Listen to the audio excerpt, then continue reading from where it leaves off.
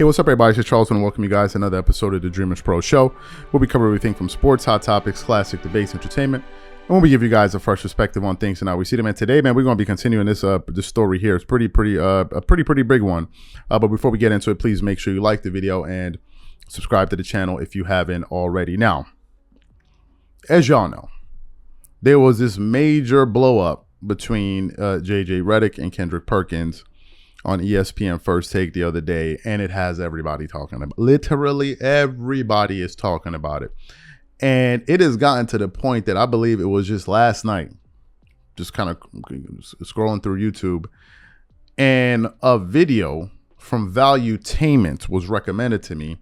And what were they talking about? They were talking about the exchange between JJ Redick and Kendrick Perkins. So even that platform, which is more news, kind of politics, entertainment type of information, they were able to, it even made it to their desk, so to speak. And one of the people they were discussing in their particular show, they were talking about what Charles Barkley had to say about the entire matter, which is where I'm really driving at with this particular show here. Charles Barkley, while he was being interviewed about Kendrick Perkins and the JJ Redick spat, he really started to go in on ESPN for the role that they play with these type of topic items, because he believes that they're the ones that are really driving all of this. And he discussed this at length, and he made some pretty strong points. But before we get into his comments, this video is brought to you by our sponsor, Aura, who's also the official sponsor of the T-Wolves. Do you know what the fastest growing crime in America is today? It's identity theft. Imagine trying to log into your email only to see that your password has been changed. Then you start getting weird notifications from your bank and credit cards, only to find out that all of your personal and sensitive information has been totally compromised. If you think it can happen to you and your family, just know that in 2020, over 49 million Americans were victims to identity theft, costing them a combined $56 billion. That is why we are excited to partner with Aura, who's the sponsor of this video. Aura is the #1 identity theft and financial fraud protection. Aura monitors the dark web and alerts you if any of your passwords and accounts have been breached. And funny enough, after using Aura, I discovered some of my credentials were floating around in the dark web, and the app showed me exactly when and where the breach happened. In addition, Aura allows you to set spending alerts, and they'll notify you of any suspicious transactions. Aura is 4 times faster than any of its competitors in alerting you if someone is trying to open a credit card or obtain a loan using your name. And remember this, every 14 seconds, someone becomes a victim of identity fraud. Don't let it happen to you. Now click the link in the description and try Aura for free for 2 weeks and see if any of you or your family's personal information has been compromised. Start your free trial at aura.com/dreamerspro. And when you try Aura, by using the link in the description below, also know that you're supporting this channel. Thank you. So what we want to do is we want to play exactly what Charles Barkley had to say here, and then we're going to come back and unpack his comments. Take a listen to what Charles Barkley had to say there. I hate this silly argument that we have every year because it's disingenuous. Mm-hmm. It's wrong. But, I always talk about ESPN disease. A lot of these guys, when they get on TV, instead they're like, well, I'm on ESPN. I got to say something provocative. And the thing about it, you're always going to get some fools out there. You guys probably got some fools calling in agreeing with it. Yeah. Well, that's the thing that bothers me at times. Like, I can promise you this. I've never said anything on television just to get clicks. That don't mean I've been right or wrong, whatever. But I've never said something I'm like, well, I know people going to react and go crazy. Let me say this. And this is what bothers me also. Man, race is such a touchy subject. Yeah. Because very few people have a pure heart is what I call it. We can talk about race as much as you want to, as long as you're going to be fair and honest. But to slander this man in this situation is just total BS. That guy, if you can't, and listen, I hate to say this, man, because I'm going to regret it. Because he's one of my favorite players. Russell Westbrook is. Mm-hmm. I admire that guy because I told you, him and Giannis are the 2 hardest working NBA players I've ever seen in my entire life. Them guys give maximum effort every single night. But I will say this. There were times when Russell's was stat chasing. There was time when guys would let the ball bounce 3 times and let him get rebounds.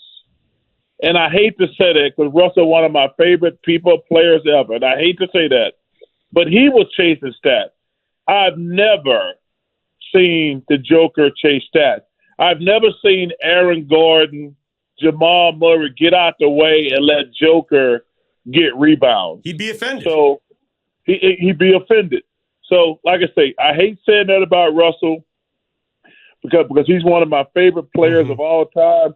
But there were times when I saw them just block out their man and let the ball bounce 3 times and Russell get it, and they counted as a rebound. Hey, and let me tell you something. And the other guy said was my favorite player to watch. He tried to do some stupid silliness the other day to get a triple-double. He did. And let me tell you something. I was offended because I like the kid so much. So you heard what he had to say. Basically saying that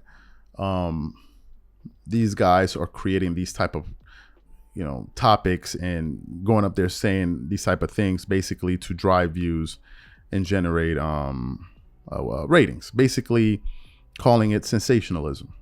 Basically, that's what he's saying. Here are my thoughts on this. Again, I think that sports to me is very entertaining, just by the nature within itself, right? Within itself, you watch entertaining games, you watch, what is it? Highly contentious moments, clutch moment, like watching people get dunked on, crossed over. All sports is really entertaining, and it already gets the adrenaline pumping. So, given the nature of the thing that we're covering, it's quite easy to come up with interesting things to talk about if you just spent enough time thinking about things, from a very interesting angle, right? There's a lot already there. So whenever you have scenarios in which you have people basically going out there and saying outlandish things to gain attention, it kind of dilutes the medium. And I think that that's what Charles is talking about, by people basically saying whatever it takes to drive clicks and views. And there's some people that really make a career out of this. Some are quite overt when they do it, and others are more subtle, right? So, some people say things that they know is going to elicit a reaction out of their listeners because they're going to really, really disagree with them. And the moment they're able to get that reaction, they've already accomplished their job. Now, whether or not what they're saying makes sense or not is irrelevant. As long as they have you listening, as long as they got you hooked, as long as they have you engaged, they got you. They got you. And a lot of people do that. People at a very, very high level, they do that. They say crazy things in order to get people riled up. That's what they do. And I think that that's what Charles was talking about. I think maybe Kendrick Perkins, to a certain extent, has fallen victim to that, where he's up there overperforming. Because you better believe you got to perform, right? I'm going to come up here. I'm not going to talk to you the way I will talk to somebody sitting right next to me, because you got to perform. You have to have energy. You have to make it interesting with what you're saying. But just because I want to make what I'm doing interesting for the audience, that doesn't mean that now I now have to take it to the next level and just start basically saying crazy things in order to get people riled up and get them talking and clicking.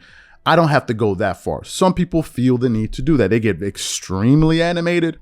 They start hollering and shouting and doing this and doing that, and all an attempt to put on a performance in order to drive views.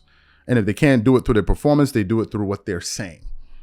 And I believe that that's what Charles Barkley was basically alluding to, right? And it's something that exists. It's something that absolutely exists. Do I think that that's what Kendrick Perkins was trying to do when he put out those statements? Possibly. I think Kendrick wanted to say something provocative, right? And I think he wanted to say something that would get people talking, which it did.